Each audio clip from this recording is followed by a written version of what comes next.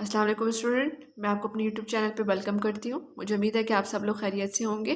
Student, last video में हमने अपने एक्सरसाइज चैप्टर नंबर 1 की एक्सरसाइज नंबर 1.1 के क्वेश्चन नंबर सॉल्व किए थे।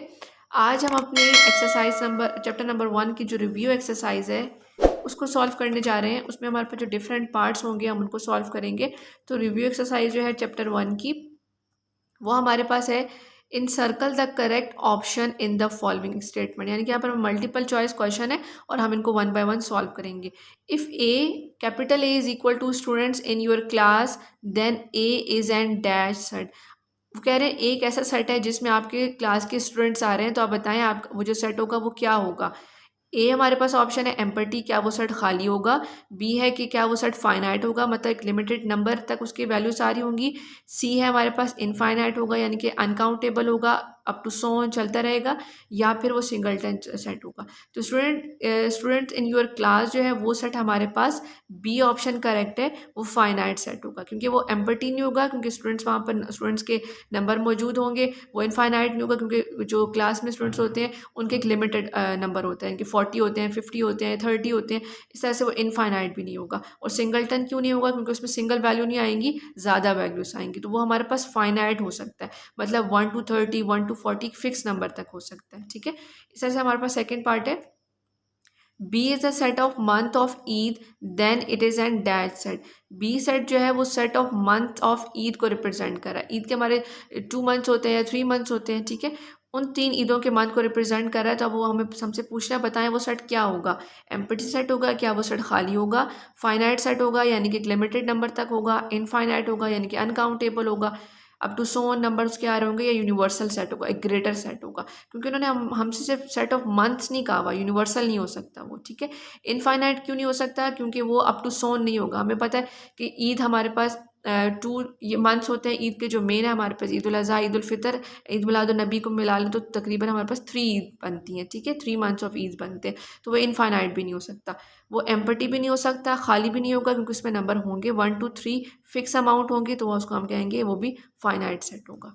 अब हमारे पास 3 पार्ट है, C is equal to first and multiples of 3 then N of C is equal to dash. अब इसमें वो हमसे ये कह रहे हैं एन ऑफ सी जो है हमारे पास, वो हमारे पास एक फाइनाइट नंबर के सेट को डिनोट कर रहा होता है। अगर स्टूडेंट हम इस सेट को सी सेट को यहाँ पर बना के देख लेते हैं कि क्या वैल्यूज आती हैं।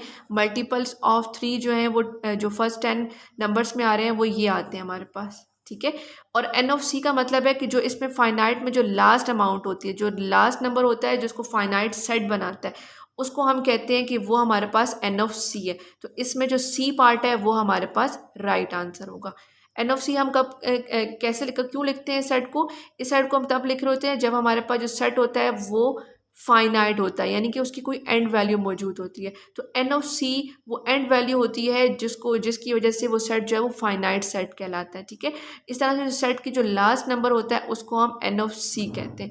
अगर फॉर एग्जांपल यहाँ पर इसका लास्ट नंबर 10 आ रहा होता तो हम एन ऑफ सी हमारा जो है वो 10 बनता। लेकिन चूंकि ये मल्टीपल्स ऑफ 3 है तो 3, 6 एंड 9 ये 3 नंबर सेलेक्ट होंगे हमारे सेट में, और उसका जो लास्ट नंबर है वो 9 है, तो इसलिए हम एन ऑफ सी कहेंगे वो 9 है। ठीक है, अब हमारे पास 4 पार्ट है, D set is equal to student of your class of age 5 years is an dash set. वो कह रहे हैं कि आपकी क्लास के ऐसे स्टूडेंट जिनकी एज 5 ईयर्स हो। तो ये पॉसिबल ही नहीं है कि जो 6 क्लास में ऐसा स्टूडेंट हो जिसकी एज 5 ईयर हो। ठीक है, तो इस सेट को हम कहेंगे ये एम्पटी सेट होगा, खाली सेट होगा, इसमें कोई वैल्यू नहीं आएगी, ना ही सिंगलटन होगा, ना ही इनफाइनाइट होगा, ना ही यूनिवर्सल होगा। ठीक है, इनमें से कोई टर्न नहीं होगा क्योंकि इसमें कोई वैल्यू ही एग्जिस्ट नहीं करेगी, तो हम इसको कहेंगे वो एम्पटी सेट होगा। ठीक है, तो इसका ए ऑप्शन है। पार्ट नंबर 5 है, capital E is equal to multiples of 4 is an dash set. अब मल्टीपल ऑफ 4 कहा गया है, यानी कि 4 के टेबल में जितने भी नंबर्स आते हैं 4, 16, 20, अब 4, 8, 16, 20 अप टू सो ऑन। ठीक है, लेकिन अप टू सो ऑन है, उसकी कोई एंड वैल्यू नहीं बताई हमें। ठीक है, ना तो वो एम्पटी सेट है, ना वो सिंगलटन सेट है, ना ही वो फाइनाइट सेट है। क्योंकि वो एम्पटी सेट क्यों नहीं है, क्योंकि वो खाली नहीं है। सिंगलटन वो क्यों नहीं है, क्योंकि उसमें सिर्फ एक टर्म नहीं आ रही है। फाइनाइट वो क्यों नहीं है, क्योंकि उसमें कोई एंड टर्म नहीं बताई गई है। लेकिन एंड टर्म नहीं बताई हुई तो ये इनफाइनाइट है। ठीक है, तो हम इस डी वाले पार्ट को करेक्ट करेंगे कि ये हमारे पास इनफाइनाइट सेट है। इस तरह से स्टूडेंट्स का हमारे पास जो पार्ट नंबर 6 है उसमें हमसे कहा जा रहा है उसमें वैल्यू आ रही है set of colours of rainbow has dash element, कि जो हमारे पास सेट ऑफ कलर होता है रेनबोज के, उसके कितने एलिमेंट्स आ रहे होते हैं। एलिमेंट्स का मतलब है कि सेट के अंदर कितनी वैल्यूज आ रही होती हैं, तो वो 7 होते हैं, तो हम यहाँ पर 7 को सर्कल कर लेंगे। 7th पार्ट है हमारे पास set of triangles is and dash set. Set of triangles बता दिए, कौन सी टाइप की ट्राइंगल, कैसी ट्राइंगल्स, कुछ भी नहीं बताया गया, तो इसको कहेंगे कि ये हमारे पास इम्पर्टी नहीं हो सकता क्योंकि कोई ना कोई ट्राइंगल का नंबर आएगा, फाइनाइट नहीं हो सकता क्योंकि स्पेसिफिक कोई फिक्स अमाउंट नहीं बताई गई है, सिंगलटन नहीं हो सकता क्योंकि उसमें सिर्फ एक अमाउंट तो नहीं आएगी, ज़्यादा हमारे पास नेम आएंगे सर्कल्स ट्राइंगल्स के, तो हम यहाँ पर इसको सर्कल करेंगे कि इनफाइनाइट है, अनकाउंटेबल है क्योंकि एंड वैल्यू नहीं बताई गई। 8 पार्ट है set of even numbers divisible by 3। अब set of even number divisible by 3, even number वो नंबर होते हैं जो 2 के टेबल पे डिवाइड होते हैं, 3 के टेबल पे डिवाइड नहीं होते, ठीक है। तो ये हमारे पास सेट आ जाएगा एम्प्टी सेट, खाली सेट, क्योंकि इवन नंबर 3 के टेबल पे डिवाइड हो ही नहीं सकते। 9 पार्ट है हमारे पास set of natural number between 1 and 3 is and dash set. 1 and 3 के मिड में हमारे पास कौन सा नंबर आ रहा होता है, यस जस्ट 2 आ रहा होता है, ठीक है। 1 एंड 3 के मिड में जस्ट 2 आ रहा होता है, वो जो कि सिंगल टर्म है, तो हम यहाँ पर कहेंगे वो इनफाइनाइट भी नहीं है, वो एम्प्टी भी नहीं है, वो यूनिवर्सल भी नहीं है, बल्कि वो क्या है, singleton set. Singleton set वो सेट जिसमें जस्ट 1 वैल्यू आ रही होती है। अब इसके साथ ही हमारे पास 10 वाला पार्ट है the universal set you for a set of even numbers. तो कह रहे हैं यूनिवर्सल सेट है you for a set of even number, जब इस इवन नंबर का सेट है। आप बताओ कि is a set of dash number, ये किसका सेट है, ऑड का, नेचुरल का, प्राइम का या होल नंबर्स का। इवन नंबर में आपको पता है कि हमारे पास जो नंबर है वो 0 से स्टार्ट होते हैं, 0, 4, 6 अप टू सो ऑन, ठीक है। वो ऑड नंबर्स का सेट नहीं हो सकता, जो यूनिवर्सल सेट है वो नेचुरल नहीं हो सकता क्योंकि नेचुरल नंबर में इवन नंबर तो आते हैं लेकिन उसमें 0 नहीं आता, ठीक है, तो नेचुरल नंबर भी नहीं हो सकता। प्राइम नंबर तो हो ही नहीं सकता क्योंकि प्राइम नंबर वो नंबर होते हैं जो सिर्फ अपने टेबल पर आते हैं, तो वो तो इवन नंबर नहीं होते, सिर्फ 2 होता है उसमें इवन, बाकी नहीं होते हैं। लेकिन होल नंबर का सेट हमारे पास आएगा, इस पर हम सर्कल कर देंगे क्योंकि होल नंबर का सेट ऐसा है जो 0 से स्टार्ट होता है और उसमें 0 टू लेकर अप टू 100 सारे नंबर्स होते हैं, तो उसमें से हम ईजीली इवन नंबर्स का सेट पिक कर सकते हैं। तो यहाँ पर हम सर्कल कर देंगे होल नंबर्स पे, डी पार्ट पे। अब क्वेश्चन नंबर 2 को रीड करते हैं। यहाँ पर है represent the following set through Venn diagram, कि हमने इन सेट्स को रिप्रेजेंट करना है वेन डायग्राम। तो ये हमने 1.1 एक्सरसाइज में भी वेन डायग्राम बनाई थी, अभी भी हम बनाएंगे। यहाँ पर हमें यूनिवर्सल सेट दिया गया है 1 to 50, सारी अमाउंट है, एंड नंबर भी दिया गया है। ए हमारे पास है multiples of 3 less than 50, multiples of 3 आ रहे हैं सारे ए सेट में, एंड बी सेट में आ रहे हैं मल्टीपल्स ऑफ 5 लेस देन और इक्वल टू 50। 50 के इक्वल भी और 50 से लेस भी जो है मल्टीपल्स ऑफ 5 आएंगे, क्योंकि वो नंबर जो 5 के टेबल्स पे आते हैं, ठीक है। इसकी वेन डायग्राम बनाना स्टार्ट करते हैं। तो स्टूडेंट क्वेश्चन नंबर 2 को वेन डायग्राम बनाने से पहले हमारे पास जो ए सेट और बी सेट हमारे पास जो है वो लिस्ट फॉर्म में है, सॉरी डिस्क्रिप्टिव फॉर्म में, इसको हम पहले लिस्ट फॉर्म में कन्वर्ट कर लेंगे। हम लिखेंगे यूनिवर्सल सेट हमारे पास है 1 to 50, एंड हमारे पास जो ए सेट के एलिमेंट्स हैं वो आ रहे हैं मल्टीपल्स ऑफ 3 लेस देन 50, यानी कि 3, 6, 9 up to so on, and less than 50 हमारे पास इसका जो नंबर आ जाएगा वो होगा 48, ठीक है।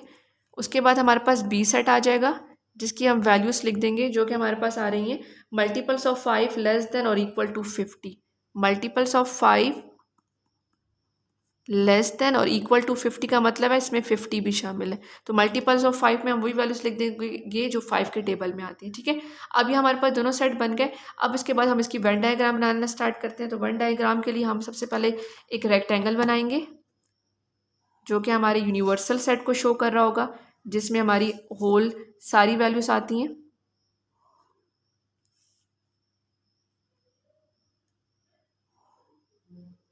ये हमारे पास बन गया रेक्टेंगल।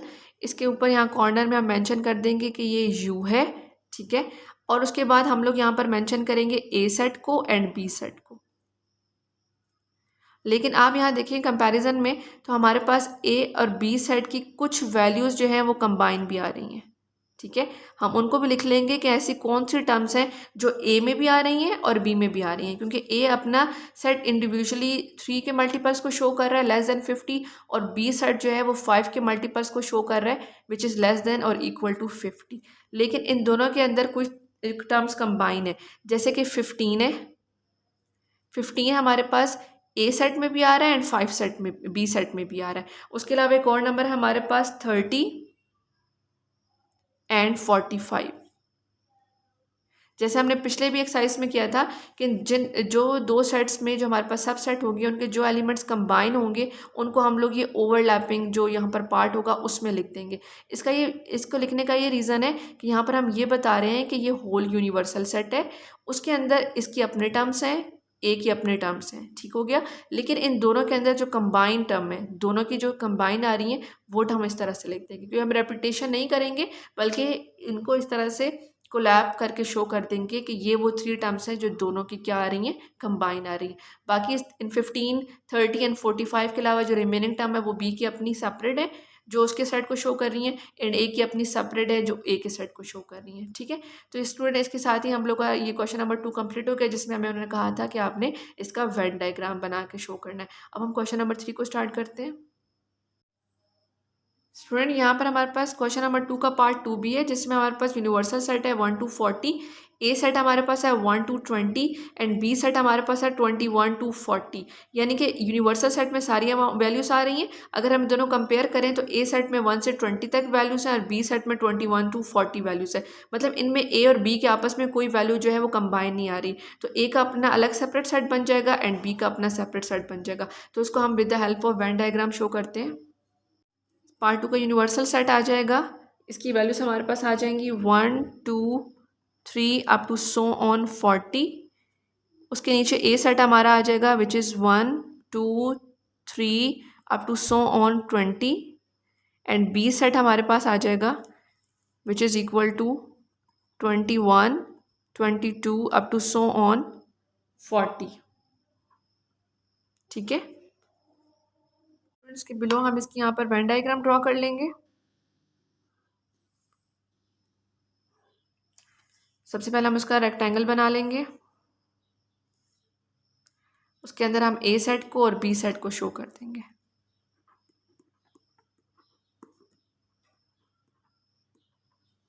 ठीक है। अब हम यहाँ पे शो करेंगे ये यूनिवर्सल सेट है, ए सेट की वैल्यू जो है 1 to 20 है, वो सेपरेट वैल्यू है, इनकी कोई वैल्यू कंबाइन नहीं है आपस में, तो ए इस तरह से अलग से सर्कल बन जाएगा एंड बी के लिए हम अलग से इस तरह से सर्कल बना लेंगे। तो ये स्टूडेंट वेन डायग्राम बन गई हमारे इस क्वेश्चन नंबर 3 के सेकेंड, क्वेश्चन नंबर 2 के सेकेंड पार्ट की, ठीक है। अब क्वेश्चन नंबर 3 स्टार्ट करते हैं। तो स्टूडेंट क्वेश्चन नंबर 3 है हमारे पास, represent the following set through Venn diagram. इन सेट को भी हमने वेन डायग्राम के थ्रू शो करना है। इसमें यूनिवर्सल सेट है विच इज़ 0 1 2 3 0 1 2 3 4 5 6 अप टू 10 तक हमें यूनिवर्सल सेट की वैल्यूज़ के मैंने। जो हमारे पास ए सेट है वहाँ पर हमारे पास इवन नंबर्स यानी कि 0 2 4 6 एंड 8, और जो बी सेट है हमारे पास वो है 1 2 3 4 6 7 एंड 9। अब हमने का वेन डायग्राम बनाना है, तो आपको यहाँ पर नज़र आ रहा होगा कि ए सेट जो है वो हमारे पास इवन नंबर का सेट है, और जो बी सेट है वहाँ पर 1 to 7 सारे नंबर्स हैं, 8 मिसिंग है एंड 9 भी है। तो यहाँ पर 2 जो इवन नंबर है 3 सॉरी 2 4 एंड 6, ये जो 3 इवन नंबर्स हैं ये ए और बी दोनों के कंबाइन है और बाकी वैल्यूज़ दोनों की सेपरेट है। तो अब हम इनको जो अपना वेन डायग्राम में शो करेंगे तो हम इन 3 वैल्यू को कोलैप्स करके लिख देंगे, यानी कि 1 ए और सेट बी के दरमियान में इसको लिख देंगे कि दोनों सेट की ये वैल्यू जो है वो कंबाइन है। तो इसको स्टार्ट करते हैं। स्टूडेंट सबसे पहले हम इसका रेक्टेंगल ड्रॉ कर लेंगे यहाँ पे।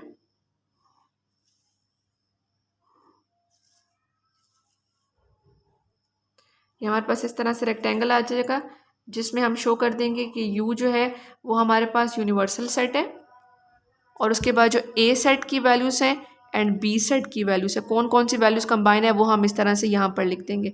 तो इनमें जो हमारे पास कंबाइन वैल्यूज़ हैं वो आ रही हैं 2 4 एंड 6।